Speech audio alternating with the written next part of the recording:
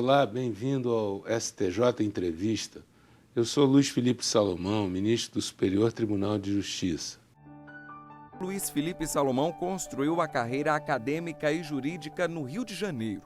Atuou como juiz de direito em diversas comarcas do interior do estado e, na capital fluminense, foi também desembargador do Tribunal de Justiça do Estado. Luiz Felipe Salomão lecionou Direito Comercial e Processual Civil na Escola da Magistratura do Rio de Janeiro, de 1991 a 2008. Também presidiu a Associação dos Magistrados do Estado e atuou também como secretário-geral e diretor da Associação dos Magistrados Brasileiros, AMB. Tomou posse no Superior Tribunal de Justiça no dia 17 de junho de 2008. Atualmente é presidente da 2ª Seção do STJ e membro da 4ª Turma e da Corte Especial, além de presidir a Comissão de Regimento Interno do STJ. Na estreia do programa, eu converso com o Dr. Rodrigo da Cunha Pereira, presidente do IBDFAM, Instituto Brasileiro de Direito de Família. Rodrigo da Cunha Pereira é advogado especializado em Direito de Família, doutor em Direito pela Universidade Federal do Paraná e mestre em Direito Civil pela Universidade Federal de Minas Gerais. Rodrigo da Cunha é presidente nacional do Instituto Brasileiro de Direito de Família, o IBDFAM. Foi conselheiro da UAB Mineira e é membro da International Society of Family Law. Rodrigo da Cunha também é professor de Direito Civil e Direito de Família da Pontifícia Universidade Católica de Minas Gerais desde 1993. O advogado é reconhecido em todo o país em razão das avançadas posições relacionadas ao direito de família. Desenvolveu teses como a do abandono afetivo, contrato de geração de filhos e parentalidade socioafetiva. O advogado é também autor de obras e artigos doutrinários na área. Obrigado pela presença, doutor Rodrigo. Sou eu que agradeço, ministro. É uma honra estar aqui. Vai ser um programa muito interessante. Nós vamos conversar sobre temas de muito interesse para a sociedade brasileira. Os temas de direito de família, eles despertam muito interesse, porque todo mundo tem família. Quem tem família tem um problema, né? Então, começa por aí. Vamos começar falando da guarda compartilhada. Agora houve uma mudança no sistema legislativo sobre guarda compartilhada e em que medida isso afeta as pensões. Primeiro, uma explicação sobre o que é a guarda compartilhada e em que reflexo isso vai ter sobre a pensão alimentícia. Na verdade, a guarda compartilhada, ela já era prevista em lei, apenas tinha uma palavra que dizia sempre que possível. E esta nova lei, ela agora torna obrigatória a guarda compartilhada, o que é muito interessante, porque ela quebra essa obrigatoriedade, já tem decisão do STJ dizendo a obrigatoriedade da guarda, o que é interessante é que ela quebra a estrutura de poder, né, dessa relação da disputa entre os pais sobre os filhos. Isso é muito, acho que é um avanço. E em relação à pensão, ela não interfere em nada, a não ser quando as pessoas vão dividir a casa igualmente, o que é raro, mas teoricamente, a guarda compartilhada não interfere, ou não necessariamente interfere no raciocínio da pensão alimentícia. Ou seja, a pensão alimentícia continua sendo a discussão do binômio necessidade, ou seja, qual a necessidade de quem vai receber e a possibilidade de quem vai pagar. E paga-se na proporção dos seus ganhos. A regra continua a mesma, né? E muitas pessoas têm usado esse discurso para falar que não quer a guarda compartilhada, ou usando a guarda compartilhada para mudar o raciocínio da pensão. Mas uma coisa realmente não interfere na outra. E não diminui custos ficando um pouco numa casa ou na outra casa? Isso é guarda compartilhada? O que realmente é a guarda compartilhada? Pois é, as pessoas costumam confundir guarda compartilhada com guarda alternada, né? Que é um outro sistema que é alternar períodos, por exemplo, uma semana na casa de um, outra semana na casa de outro, ou metade da semana, um dia na casa de um, outro dia na casa de outro. Isso é guarda alternada. Na guarda compartilhada, que pode ser uma residência ou duas residências, que é diferente. A guarda compartilhada é compartilhar o cotidiano dos filhos.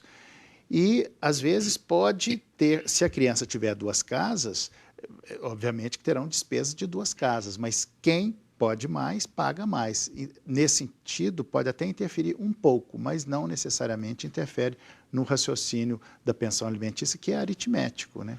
E é interessante, não é, doutor Rodrigo, que o juiz leva sempre em conta, para fixar uma pensão, a necessidade de quem recebe e a possibilidade de quem vai pagar, não é? Essa é a regra do Código Civil que deve ser compatibilizada com o padrão social, né? E por isso a gente pode dizer também que, além do binômio, é o trinômio: necessidade, possibilidade e proporcionalidade, né? Porque paga mais, quem ganha mais, paga mais. É justo que seja assim. Algumas pessoas se equivocam dizendo que vão dividir as despesas por igual. Não.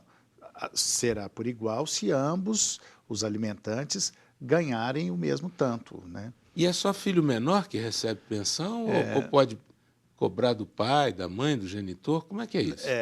A pensão, na maioria dos casos, é para os filhos menores, mas não necessariamente, né? O parentesco é uma das fontes da obrigação alimentar. Quando o filho se torna maior, a pensão não acaba, mas aí nós temos uma distinção técnica que é importante fazer, que é: até os 18 anos, os pais têm o dever de sustento. E nesse dever de sustento, não há necessidade de provar a necessidade. E quando, depois dos 18 anos, ainda há necessidade, mas aí é necessário provar essa necessidade. Mas a fonte da obrigação alimentar pode ser de pai para filho, filho para pai. O avô então, também? A avó pode pagar pensão? Sim, o primeiro, é muito comum que os avós sejam chamados ao processo, porque os avós são obrigados, corresponsáveis. Assim como, e se o pai não pode ser pedido para os avós; se os avós não podem, até mesmo para os tios, né? Então, essa ordem, ou seja, a obrigação alimentar, a fonte da obrigação alimentar, ela é todo o parentesco. Interessante. E o pessoal acha sempre que a prisão para o devedor, né? Porque tem aquele negócio: não pagou pensão, prende, o juiz prende. E realmente a prisão ela é muito disseminada. Ela é um caminho bom? O senhor acha que é uma forma de obrigar o pagamento? Sim, eu particularmente acho interessante a prisão, embora isso seja polêmico, e no novo Código de Processo Civil, que está prestes a ser aprovado, nesse aspecto, eles alteraram um pouco a prisão, mas e aumentaram as formas coercitivas, como colocar o devedor no cadastro de devedores, né? Mais uma forma de pressão. Mas o que funciona mesmo, ou o que mais funciona, é a prisão. Aliás, não é tanto a prisão, é a possibilidade da prisão, porque enquanto tiver essa possibilidade de prisão, ele vai correr atrás para pagar, né? É polêmico, porque em alguns países não tem prisão, mas eu particularmente acho que é o que realmente faz funcionar esse pagamento de pensão. Então, Rodrigo, nós vamos para um rápido intervalo agora, mas logo em seguida o senhor vai poder responder sobre o cabimento de uma pensão para esse tipo de concubinato.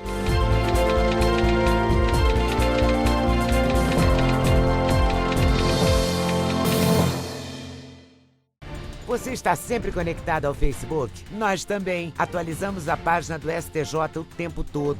Fotos, ilustrações, vídeos, dicas sobre direito e cidadania, para você ficar ligado ao que acontece aqui e no mundo. A página do STJ no Facebook conecta e informa. Com uma linguagem simples, descontraída, bem-humorada, conquista milhares de seguidores a cada dia e já chegou a mais de 1,5 milhão de pessoas. Somos o maior tribunal no Facebook. Espaço interativo. Aqui você pode conhecer melhor seus direitos e ainda participar de promoções, sorteios e jogos. De qualquer lugar você acessa as decisões que mudam o curso do país e saem das salas de julgamento e chegam até onde você está, em casa, no trabalho, em qualquer lugar. Acesse facebook.com/STJ Notícias. Superior Tribunal de Justiça, o Tribunal da Cidadania.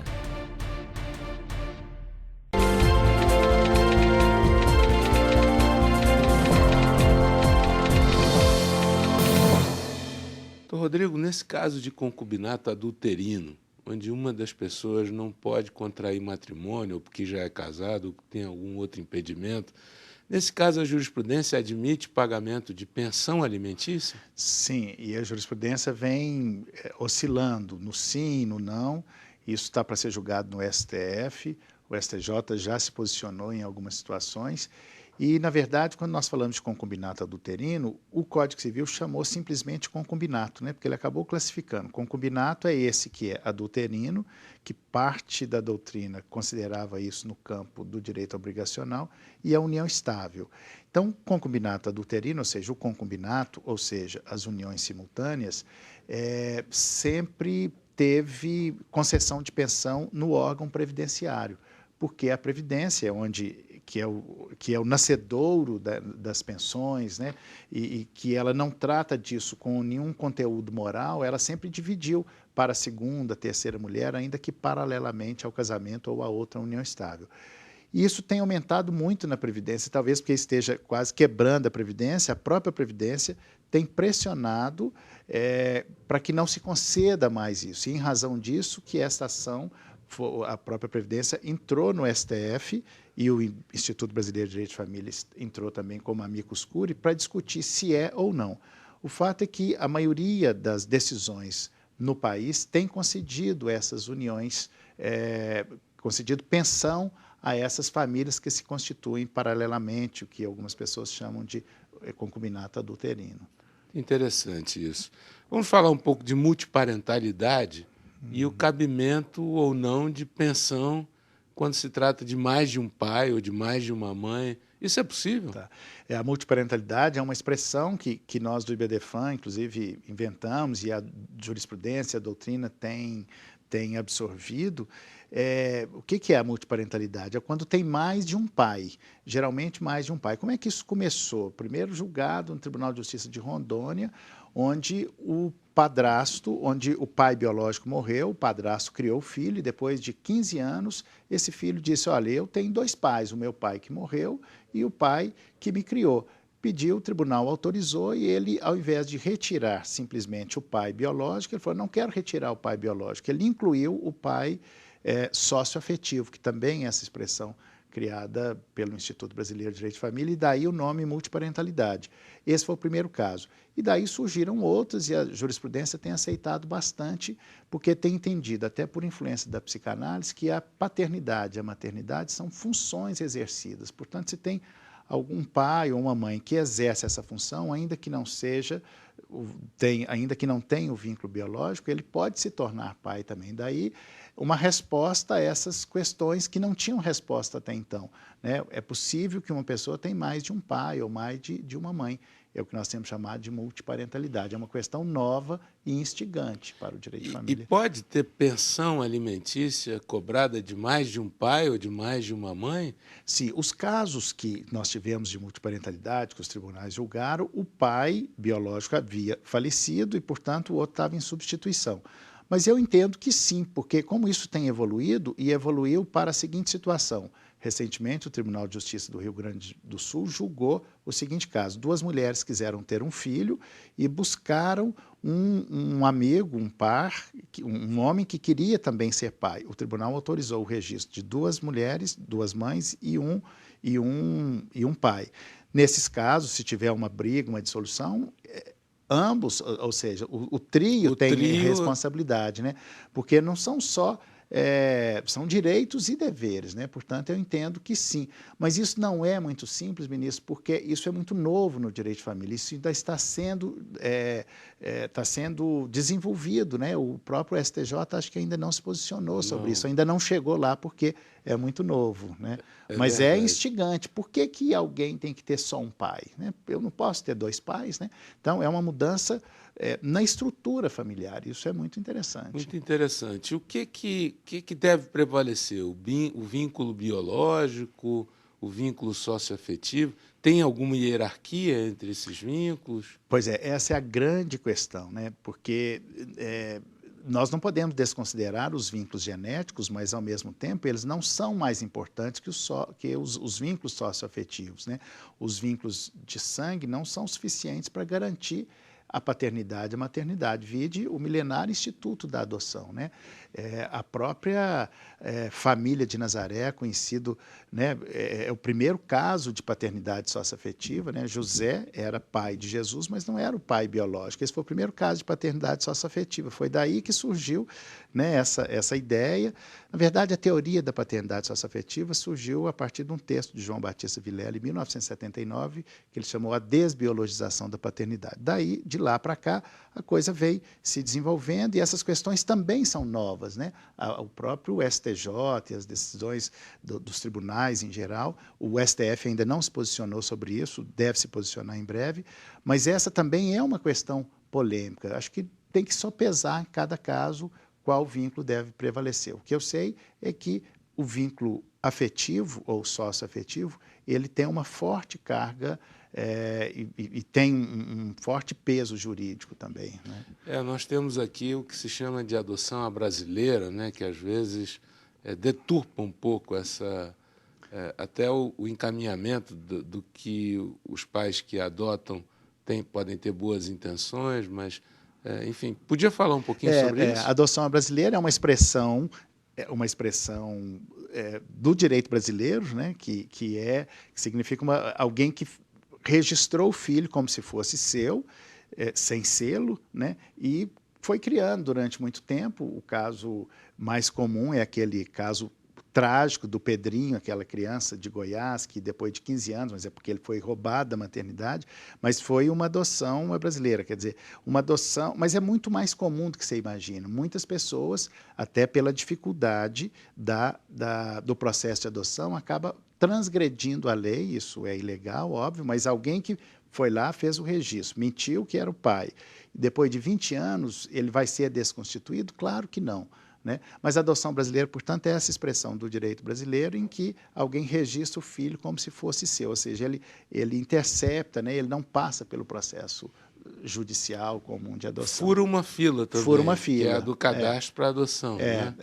E isso é mais comum do que você imagina. É claro que isso não é desejável, né? Mas no direito brasileiro a adoção ela é envolvida em muito preconceito, começando da própria lei de adoção, mas também com alguns conceitos de adoção consentida ou adoção dirigida, que é mal vista, é como se estivesse falando de um tráfico de criança, mas, enfim, a adoção brasileira é um caminho usado, mas que está sendo cada vez menos usada, porque tem sido combatido pelos órgãos de adoção, porque a adoção no Brasil tem se desenvolvido muito e, consequentemente, combatendo essa forma ilegal de adoção.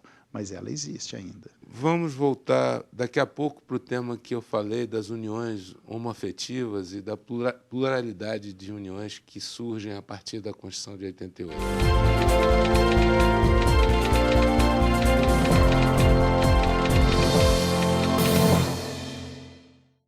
Você está sempre conectado ao Facebook? Nós também. Atualizamos a página do STJ o tempo todo. Fotos, ilustrações, vídeos, dicas sobre direito e cidadania para você ficar ligado ao que acontece aqui e no mundo. A página do STJ no Facebook conecta e informa. Com uma linguagem simples, descontraída, bem-humorada, conquista milhares de seguidores a cada dia e já chegou a mais de 1,5 milhão de pessoas. Somos o maior tribunal no Facebook. Espaço interativo. Aqui você pode conhecer melhor seus direitos e ainda participar de promoções, sorteios e jogos. De qualquer lugar você acessa as decisões que mudam o curso do país e saem das salas de julgamento e chegam até onde você está, em casa, no trabalho, em qualquer lugar. Acesse facebook.com/STJ Notícias. Superior Tribunal de Justiça, o Tribunal da Cidadania.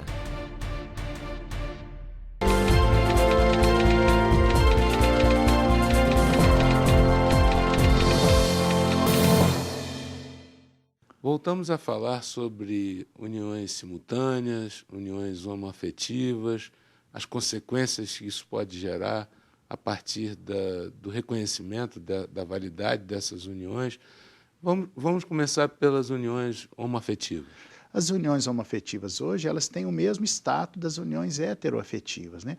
Aliás, acabou-se com o monopólio da família heteroafetiva, né? Por que o casamento é o monopólio da família heteroafetiva? Então, o STF e depois o CNJ acabou com isso, e o STJ já havia julgado isso, né? O senhor, inclusive, já havia julgado isso anteriormente, assim, num ato corajoso, numa época em que ninguém se falava disso, mas isso aos poucos vem numa evolução histórica interessante, porque a família ela é um elemento muito mais da cultura do que da natureza, por isso que ela transcende a sua historicidade, por isso é possível as diversas representações sociais de família.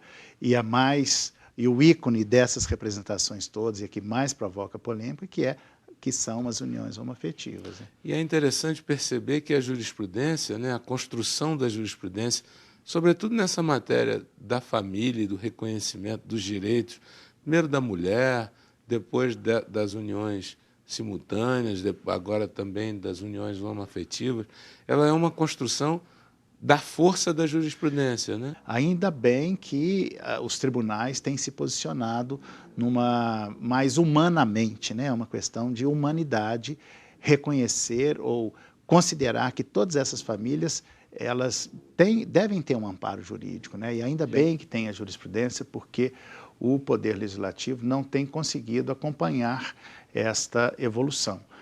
E é lamentável como a tramitação desses processos de lei, o IBDFAN tem vários tramitando no Congresso Nacional, ele não consegue acompanhar essa realidade, porque qualquer processo que tenha algum conteúdo moral, como são essas questões, a bancada religiosa que ainda insiste em misturar Estado e religião não deixa passar. Nessa questão da união estável paralela, vem se admitindo isso concomitante com o casamento? Por exemplo, um homem casado com uma mulher que é casada também, que vive em concubinato, isso é possível?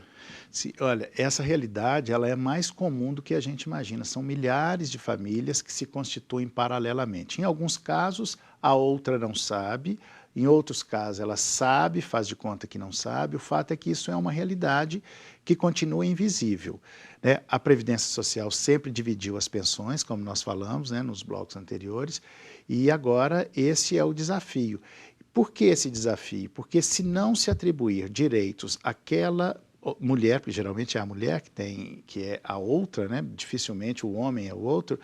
Se nós não atribuirmos... O senhor já teve um caso assim?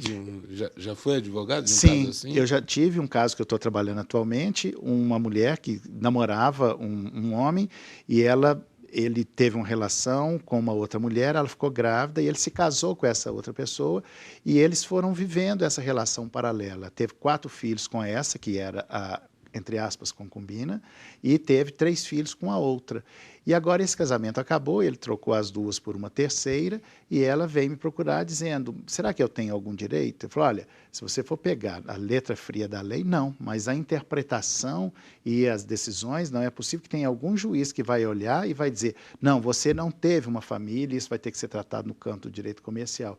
Né? Aquela família existiu, nós temos é que acabar com essa hipocrisia de dizer que aquilo não existe. Dizer que aquelas famílias não têm direito é o mesmo que dizer que ela não existe, é o mesmo discurso daquela moral que condenava e excluía filhos fora do casamento. E mais, se nós não estabelecermos direitos para essa outra pessoa, nós estaríamos incentivando que as pessoas, que o homem tenha outras famílias, porque não vai acontecer nada com ele. Portanto, não é uma questão de direito e de responsabilidade.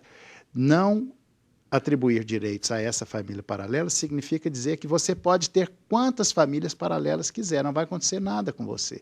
Né? Então, nós temos que mudar esse olhar e eu acho que é nesse sentido que a jurisprudência vem encaminhando, de se admitir esse direito das famílias paralelas, né, de não condená-las à invisibilidade jurídica e social. Além desse aspecto da pensão alimentícia, do reconhecimento, há também uma perspectiva de partilha de bens? Como isso funciona? Sim, a jurisprudência tem se posicionado de uma maneira muito interessante. O Tribunal de Justiça do Rio Grande do Sul criou uma expressão que se chama triação, que é dividir por 3. Quando tem um homem e 2 mulheres, ele divide o patrimônio 1/3 para cada um. Isso é uma posição. Mas outros tribunais têm se posicionado da seguinte maneira, e que em alguns casos pode ser mais justo. Pega-se a metade e dá para a esposa, que tem aquele contrato, afinal de contas, tem um lado dela que teve um contrato. Então, se ela teve um contrato, ela vai ficar com a metade, que é em razão do regime de bens, e da parte do homem, que teve uma união paralela, vai dividir 25 para ele e 25 para a mulher. Então, nós temos essas 2 posições, vai dividir, vai ser 1/4 ou vai ser 1/3. Né? A primeira decisão que inclusive criou essa expressão no Tribunal de Justiça do Rio Grande do Sul, que é chamado triação. A jurisprudência ainda está se acomodando e isso é a grande questão do direito de família. Vamos ver como é que o STJ vai se posicionar sobre isso. Ainda não chegou a nada, né? Não que eu tenha conhecimento. E na questão da filiação, há alguma distinção dos filhos de uma relação e de outra? Pois é, não, desde 1988 não há mais essa distinção. Filho é filho e não comporta mais nenhuma designação discriminatória, né? Pode ser filho por inseminação artificial, filho de famílias homoafetivas, não há distinção. Né? Mas isso acaba que os filhos da família paralela acabam sofrendo uma discriminação que é cultural, mas isso também tende a acabar, né? Mas juridicamente isso já está superado, ou seja, na família parental não interessa a forma da Constituição, sempre os direitos serão iguais. Doutor Rodrigo, e como que se prova a coabitação, como que se prova essa relação simultânea? É preciso viver no mesmo teto, é preciso aparentar a existência de um casal? Como que é a prova disso? Pois é importante isso porque nós devemos distinguir a amante da família simultânea. A amante não tem direito a nada, a amante é amante. Enquanto houver desejo sobre a face da terra, haverá amantes, né? Isso é outra história. Mas aquela pessoa que vai além da amancia, né? Além de amante, torna uma relação paralela, ou seja, se constitui família, passa-se a ter direitos. E como saber se ali tem uma família? Tem alguns elementos que caracterizam, que são os mesmos da união estável. Viver sob o mesmo teto ou não, quer dizer, o elemento não é determinante, excludente, se tem relação de dependência econômica, se tem filhos, né? Se são vistos como casal, se são vistos como família. Né? Às vezes tem uma família aqui em Brasília, outra na Bahia, e naquela comunidade baiana, eles são vistos como uma família. Então, cada caso é um caso, claro, o direito de família funciona assim, mas é importante distinguir, não é uma simples amante que tem direito, né? Os amantes, elas têm lá suas funções, né? Que às vezes até de manutenção do casamento, porque tem uma escritora mineira que escreveu da função social dos amantes, que é de manutenção. Você suporta a relação oficial tendo uma amante. Mas isso é outra história, né? É uma brincadeira, ou às vezes até uma realidade, mas para o direito, e que espero que em breve chegue ao STJ, para se perguntar, será que é justo não atribuir direitos àquela família paralela? Vamos ver como é que os tribunais, o STJ vai se posicionar. São muitos temas de direito de família. Eu quero agradecer, doutor Rodrigo, muito a sua participação no programa. Foi um prazer para mim estar aqui e eu tenho a impressão que esclarecemos vários pontos sobre esses dois temas, pensão e união estável. Sou eu que agradeço, ministro. Obrigado pela sua companhia, você que esteve conosco na estreia do STJ Entrevista, um programa do Superior Tribunal de Justiça. Obrigado.